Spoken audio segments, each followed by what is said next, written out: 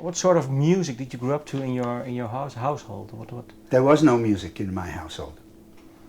So were you shaped and musically? I was shaped by two things. One, skiffle music by people like Lonnie Donegan and the Vipers, a skiffle group. They brought a simple kind of music to the north of England, and if you had a cheap acoustic guitar, you could be in a band, because skiffle was very easy to play. Right? And then Radio Luxembourg was broadcast from Luxembourg, of course, yeah. And if the weather was being kind, the signal would make it all the way to England. And that's when I first heard early American rock and roll, Buddy Holly and Elvis and the Everly Brothers and Gene Vincent and Eddie Cochran and Little Richard and Fats Domino and Buddy Holly. That's how I started to learn music. If you had to pick one American rock and roll artist that you heard through Radio Luxembourg, which one will it be? Will it be Elvis Presley, like so many people say? No, it would be Buddy Holly. Because once again, Buddy's music was incredibly simple. If you knew 3 chords, you could probably play most of Buddy Holly's songs. And is it something that you look for too in your music? I think so. I'm a very simple songwriter, because I grew up listening to simple music. I want to grab your attention from the very beginning. I'm not interested in writing songs where I get to the end of the second chorus before you know what I'm talking about. I want you to know what I'm talking about immediately. Is it for you? Well, you've recorded many albums. I wrote down the albums that you did after the Hollies, for example, and the Hollies too. What are you most proud of, music-wise? Music-wise? Yeah. I probably am most proud that the music that I've created with, by myself and with the Hollies and with Crosby, Stills and Nash and Crosby, Stills, Nash and Young and me and Crosby, I'm proudest of the fact that I think that we have touched people's hearts, that we have really communicated with our audience, because quite frankly, I think that I'm a very ordinary human being. I know I do special things with my time and my talent, but I'm an ordinary person, and I think I'm proudest of the fact that I tried my best in everything, not only music but life. What was the first song that you wrote that you actually that it came to you that you had the gift of touching people's hearts? I'm not sure when that happened, because you can touch people's hearts in various ways. You can make them dance, mm-hmm. You can make them have a great time, or you can have them thinking about what it is you're writing. I don't remember any particular one song where I began to realize that that the music that I created did touch people's hearts. It's just been an obvious fact after over 50 years of making music. Your new solo album, like I said, I wrote down your output from 1962 when you were 20 years old up until I think 2004, and you released many albums. But then for 12 years you didn't release any music. I did. You did? Oh yeah, you did with David Gilmour. Yeah, that's true. No, I did 16 CDs in the last 10 years. 16. How come I didn't? Crosby's box set. Oh yeah. Stevens box set. My box set. CSNY 1974. Greatest Hits albums. Demo records. I've been a busy boy. Plus 400 shows.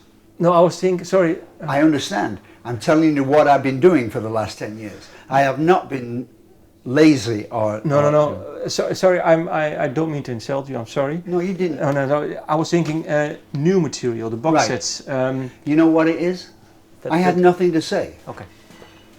That's my question. I have nothing to say. For the last 10 years, I've been emotionally very flat. Very... How come? Just my own personal life. My relationship with my wife that I divorced. Yeah. me falling back in love with a beautiful woman from New York City. My life has changed.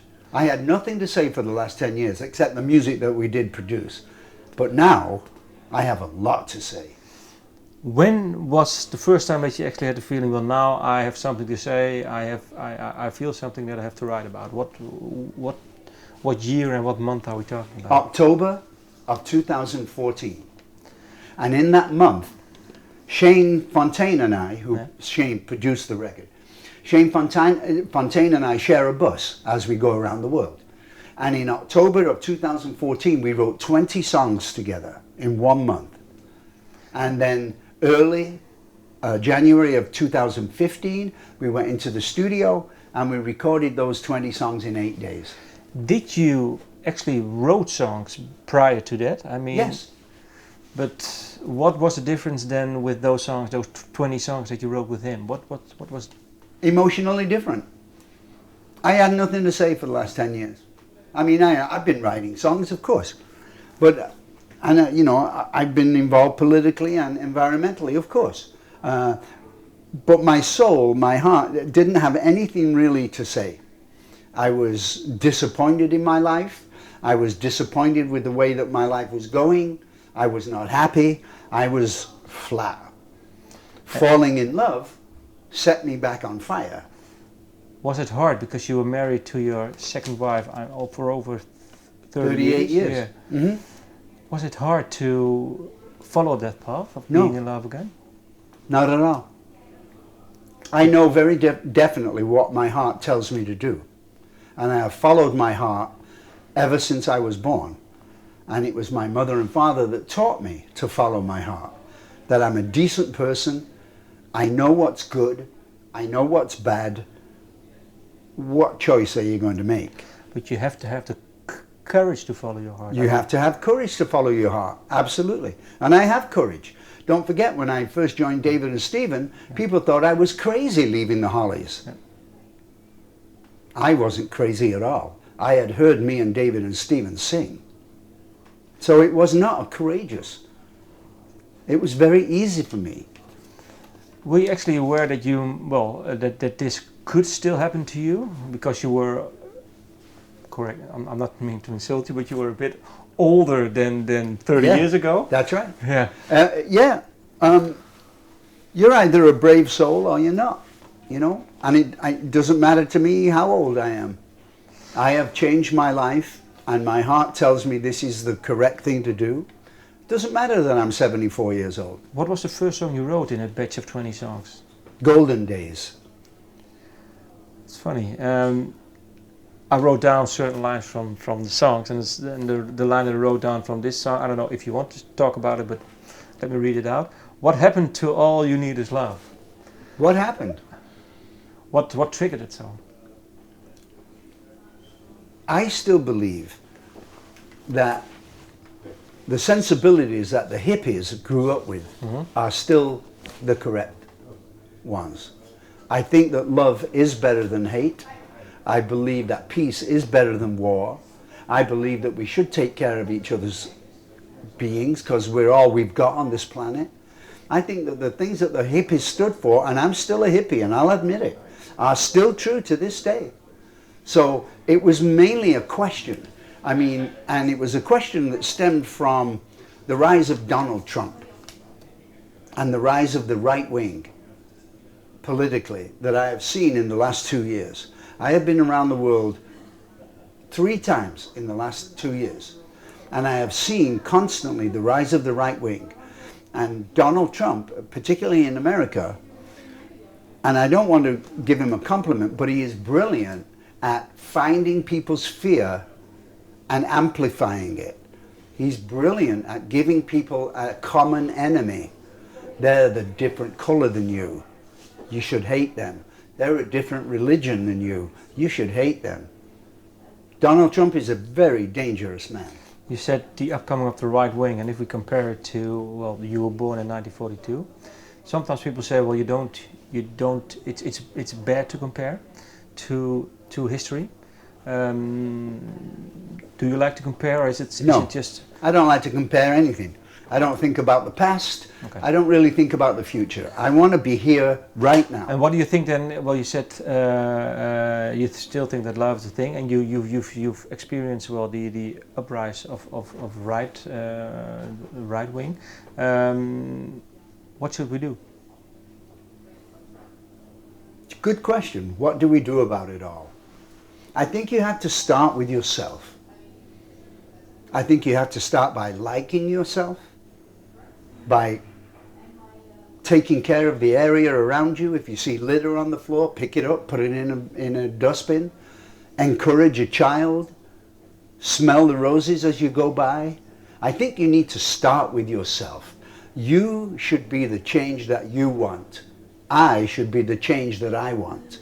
And I think if you work towards it diligently, with dignity and with a sense of humor, I think that's all you can do. Take care of yourself, because the rest of the world is crazy. And maybe be brave to actually go into the unknown like you did, because people are afraid of what they don't know. Of course, people are afraid of what they don't know. Yeah. But I'm not afraid of what I don't know. But I'm afraid of Donald Trump. Do you think he will win?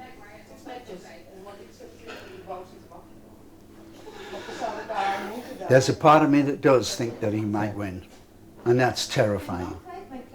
I mean, of all the things that he has spoken about, you know, Mexican rapists, building a wall, banning all Muslims, la la la la la, all the things that he's saying, you would think that he'd be gone.